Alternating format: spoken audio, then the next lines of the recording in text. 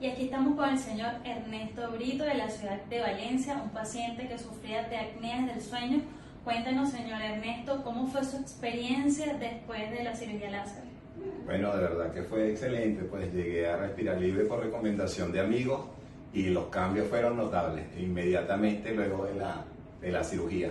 De verdad que lo recomiendo altamente. Y así que todo paciente roncador con apnea del sueño los esperamos aquí en nuestro centro. Así que recuerda que una respiración adecuada mejora tu calidad de vida.